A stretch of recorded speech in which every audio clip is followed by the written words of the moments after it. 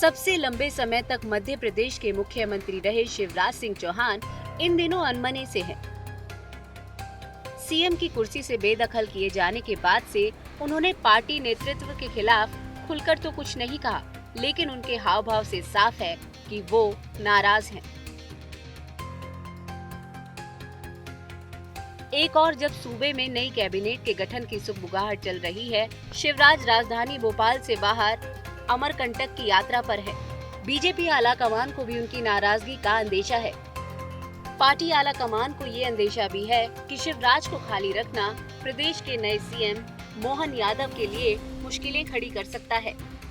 इसलिए वो उन्हें कोई ऐसी जिम्मेदारी देने की तैयारी कर रहा है जिससे शिवराज एमपी की सियासत से दूर रहें और मोहन यादव बेखटके राज कर सके। शिवराज ने जैसे ही कहा कि वो किसी से काम मांगने दिल्ली जाने से ज्यादा मर जाना पसंद करेंगे, बीजेपी आला कमान के कान खड़े हो गए। इसके बाद उन्होंने लखपति बहना अभियान शुरू करने की घोषणा की तो बीजेपी को लग गया कि शिवराज चुप बैठने वाले नहीं हैं। इसके बाद ही उन्हें एमपी से बाहर भेजने की रणनीति तैयार होने लगी। पार्टी अध्यक्ष जेपी नड्डा ने कहा कि शिवराज जैसे अनुभवी नेता को बिना जिम्मेदारी के नहीं रखा जा सकता। इसके बाद शिवराज को दिल्ली बुलाया गया। जेपी नड्डा से उन्होंने मुलाकात की और बाहर निकलकर कहा कि वो विकसित भारत संकल्प यात्रा के सिलसिले में दक्षिण के राज्यों के दौरे करेंगे।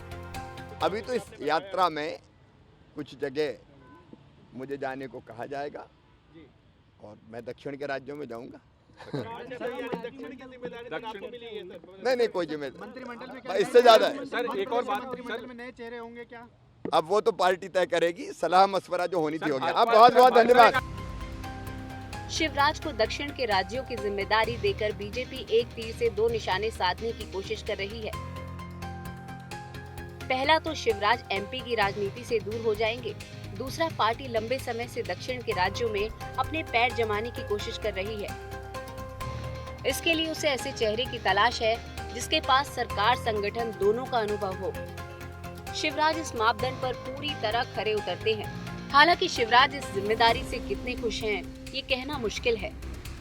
फिलहाल तो वो यही कह रहे हैं कि पार्टी उन्हें जो भी काम देगी वो करेंगे। अगले काम के बारे में भी उन्होंने मुझसे चर्चा की है।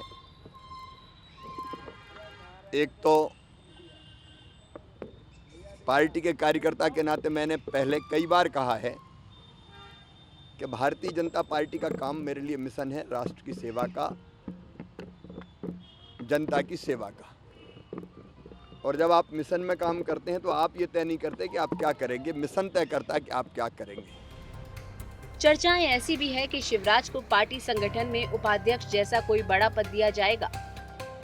2018 के एमपी विधानसभा चुनाव में बीजेपी की हार के बाद उन्हें उपाध्यक्ष बनाया गया था, लेकिन 2020 की शुरुआत में चौथी बार मुख्यमंत्री बनने के बाद उन्होंने उपाध्यक्ष पद छोड़ दिया था।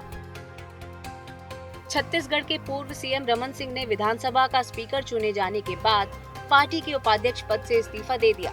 शिवराज को ये पद दिया जा सकता है। अब देखना ये है कि इन जिम्मेदारियों से शिवराज की नाराजगी कितनी दूर हो पाती है। चुनाव आज तक।